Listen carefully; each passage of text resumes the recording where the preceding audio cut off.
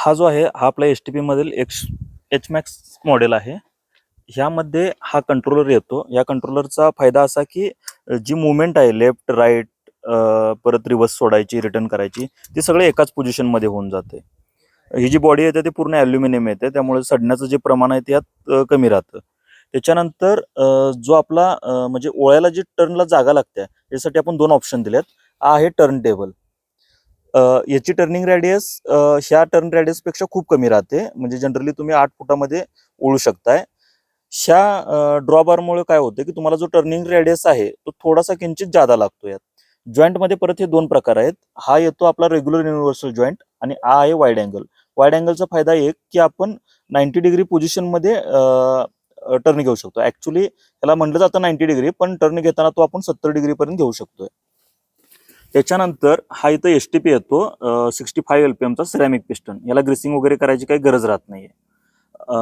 Belt जो आहे तो आपण हा असा खाचवाला वापरलाय, जेणेकरून जी बेल्टची स्ट्रेंथ आहे ती यामध्ये वाढली जाते. बेरिंग जे आहेत हे देखील पिलो ब्लॉक आपण सॉलिड केलेले आहेत.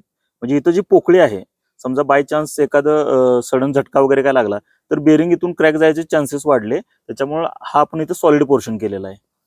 शाफ्टला एक इंटर कनेक्टिव्हिटी आपण हा मध्ये जॉईंट दिलाय गिअरबॉक्स आणि शाफ्ट कनेक्टिव्हिटीसाठी.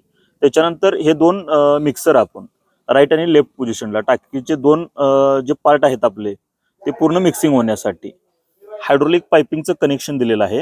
ह्यात जी मेन डिस्चार्जची पाईप आहे ती आपण जास्त कॅपॅसिटीची दिली आहे, म्हणजे जो डायमीटर आहे तो ह्या पाईपपेक्षा याचा जास्त आहे. ही 1.5 इंची पाईप येते आणि ही येते ही 1/2 इंची येते.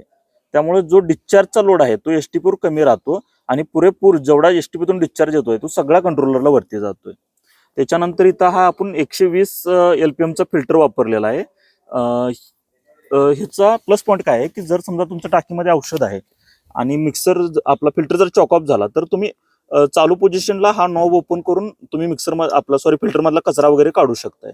हे जे आपण क्लॅम्पिंग वगैरे जे केलेलं आहे ते प्रॉपर सगळं स्टीलमध्ये केलेलं आहे, जेणेकरून ह्याला करोजन वगैरे इन फ्युचर न होण्यासाठी.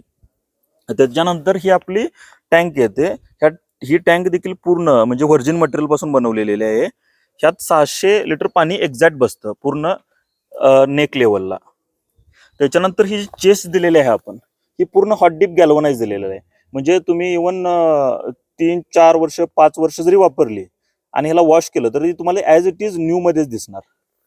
टायर आपण वापरलेला आहे गुडइयर कंपनीचे. डिस्क आहे ही देखील हॉट डीप गॅल्वनाइज आहे. हब आहे, हा हब मध्ये दोन प्रकार येतात, एक रेग्युलर कास्टिंग आणि एक अलॉय कास्टिंग. आपण जो हब वापरलाय तो अलॉय कास्टिंग मधला वापरलाय. त्याच्यामुळे काय होतं की तुमचं जे झिजण्याचं वगैरे जे प्रमाण आहे किंवा हब गरम होण्याचे चान्सेस आहेत ते यात पूर्ण कमी होऊन जातात. त्याच्यानंतर राड वगैरे काढण्यासाठी चिखल वगैरे निघून जाण्यासाठी हे आपण इथं हे गार्ड दिलेलं आहे.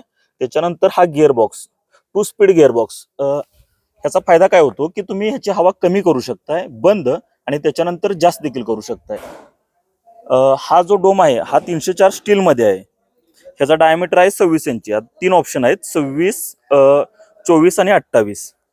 त्याच्यानंतर मागे जे नोझल पाईपला आपलं जे कनेक्शन जाते त्या कनेक्शनला हे लाईन फिल्टर दिलेले आहेत.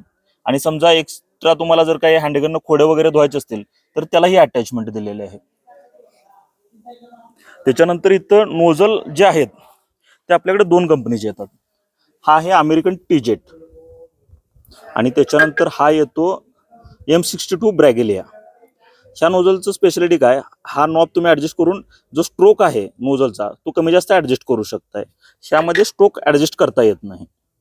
पण सिरॅमिक्सची जी क्वालिटी आहे ती टीजेटला म्हणजे एकदम सुपेरियर आहे. आणि ह्याला थोडीशी जी स्प्रेची क्वालिटी आहे, ड्रॉपलेट साईजची क्वालिटी ती थोडीशी याच्यापेक्षा लोअर कॅटेगरीमध्ये येते. नोझल दोन्ही इक्विव्हॅलंट किमतीचे आहेत.